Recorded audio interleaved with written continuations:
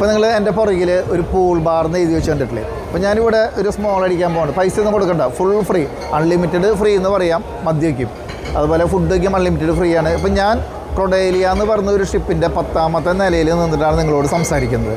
ഇത് ബോംബെയിൽ നിന്ന് കൊച്ചിയിലേക്കും കൊച്ചിയിൽ നിന്ന് ലക്ഷദ്വീപിലേക്കും ഒരു ടൂറിസ്റ്റുകളെ കൊണ്ടുപോകുന്ന ഒരു ഷിപ്പാണ്.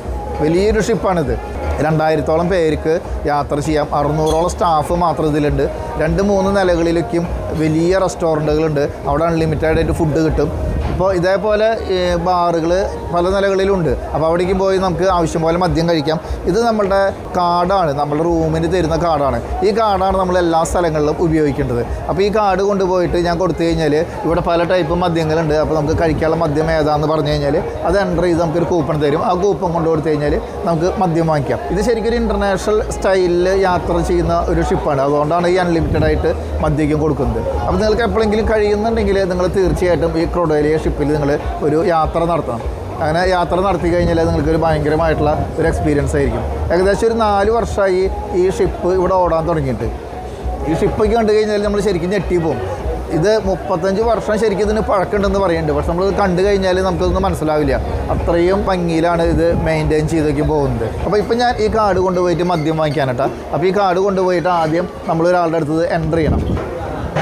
അപ്പോൾ നമ്മുടെ ആ കാർഡ് നമ്മളിപ്പോൾ ഇവിടെ കൊടുത്തു. അപ്പോൾ ആ കാർഡിൽ അത് എൻ്റർ ചെയ്യാണ്. ആ കാർഡിൽ എൻ്റർ ചെയ്ത് നമുക്കൊരു ടോക്കൺ തരും. ആ ടോക്കൺ നമുക്ക് കൊടുത്തു കഴിഞ്ഞാൽ നമുക്ക് തൊട്ടപ്പുറത്ത് പോയിട്ട് മദ്യം വാങ്ങിക്കാം. അപ്പോൾ നമ്മൾ അവിടെ എൻ്റർ ചെയ്തിട്ട് നമ്മളിവിടെ വന്നു കഴിഞ്ഞാൽ നമുക്ക് തരും. അപ്പോൾ ഇവർ ചോദിക്കും സോഡ വേണോ വെള്ളം വേണോ എന്താ വേണ്ടതെന്ന് ചോദിക്കും. ടൈമിൽ വെച്ചിട്ട് നമുക്ക് അൺലിമിറ്റഡ് ആയിട്ട് തരും. അപ്പോൾ ഞാനിതിൽ ഐസ് മാത്രം ഇട്ടതെന്ന് വെച്ചാൽ ഇത് വലിയ ക്ലാസ്സാണ്. അപ്പോൾ നമ്മളിതിൽ 30 ഒഴിച്ചിട്ട് കുറേ വെള്ളമൊക്കെ ഒഴിച്ച് കഴിഞ്ഞാൽ ഒന്നാവില്ല. അപ്പോൾ അതുകൊണ്ടാണ് ഐസ് മാത്രം ഇട്ടത്. ഇനി നമുക്ക് അവിടെ പോയിരുന്നിട്ട് നമുക്ക് ഈ കഴിക്കാം. ഇനി ഇതിൻ്റെ ഉള്ളിൽ അങ്ങോട്ട് കടന്നു കഴിഞ്ഞാൽ റെസ്റ്റോറൻ്റൊക്കെ ഉണ്ട്. അപ്പോൾ റെസ്റ്റോറൻറ്റിൽ പോയിട്ട് ഭക്ഷണം കഴിക്കാം. ഇപ്പോൾ നമുക്ക് വാങ്ങിച്ചിട്ട് വേണമെങ്കിൽ റെസ്റ്റോറൻറ്റിൽ പോയിരുന്നിട്ട് കഴിക്കാം. പക്ഷേ നമുക്ക് ശരിക്കും ഈ കടലിൻ്റെ ഒരു ആംബിയൻസൊക്കെ കിട്ടി കഴിക്കാൻ വേണ്ടിയിട്ടാണ് നമ്മൾ ഈ ഡക്കിൻ്റെ ഈ സൈഡിൽ കുറേ ടേബിളൊക്കെ ഇട്ടിട്ടുണ്ട്. ആ ടേബിൾ നമ്മൾ വന്നിരിക്കുന്നത്. അപ്പോൾ നിങ്ങൾക്ക് മദ്യം കഴിക്കാൻ ഞാൻ പ്രോത്സാഹിപ്പിക്കുന്നതല്ല. പക്ഷേ നമ്മളെ സംബന്ധിച്ചിട്ട് ഈ ഒരു കപ്പലിൽ യാത്ര ചെയ്യാമെന്ന് പറഞ്ഞൊരു ഗംഭീരമായിട്ടുള്ളൊരു എക്സ്പീരിയൻസ് ആണ്. അപ്പോൾ നിങ്ങൾക്ക് എപ്പോഴെങ്കിലും അങ്ങനെ ഒരു യാത്ര ചെയ്യാനായിട്ട് നിങ്ങൾ സാധിച്ചു കഴിഞ്ഞാൽ തീർച്ചയായിട്ടും നിങ്ങൾ ഇതിലൊരു യാത്ര നടത്തുക. ശരിക്കും ഫാമിലി ആയിട്ട് വരണം. കുട്ടികൾക്കൊക്കെ കളിക്കാനായിട്ട് ഒരു ഗംഭീരമായിട്ടുള്ളൊരു എക്സ്പീരിയൻസ് ഉള്ളൊരു സ്ഥലമാണ്. ഇപ്പോൾ ഈ കാണുന്നത് ഒരു പൂളാണ്. അപ്പോൾ ഇത് 10ാമത്തെ നിലയിലുള്ള ഒരു ഓപ്പൺ എയറിലുള്ള ഒരു പൂള്. അപ്പോൾ നമുക്ക് ഫാമിലിക്കായിട്ട് വരികയാണെങ്കിൽ കുട്ടികൾക്കും എല്ലാവർക്കും നന്നായിട്ട് എൻജോയ് ചെയ്യാം.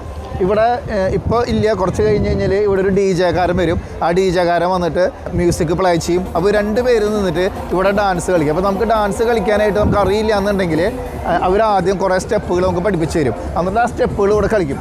അപ്പോൾ ഇവിടെ കംപ്ലീറ്റ് ആൾക്കാർ നിരന്ന് നിന്നിട്ട് എല്ലാവരും ഒരുമിച്ച് നിന്ന് ഡാൻസ് കളിക്കുകയാണ്. അപ്പോൾ ഇതിൻ്റെ പ്രത്യേകത എന്ന് വെച്ച് കഴിഞ്ഞാൽ ഈ ഡാൻസ് കളിക്കുന്ന സമയത്ത് എല്ലാവരും ഒരേ സ്റ്റെപ്പ്. അപ്പോൾ അതൊരു ഭയങ്കര രസമായിട്ടുള്ള ഒരു അനുഭവമാണ്.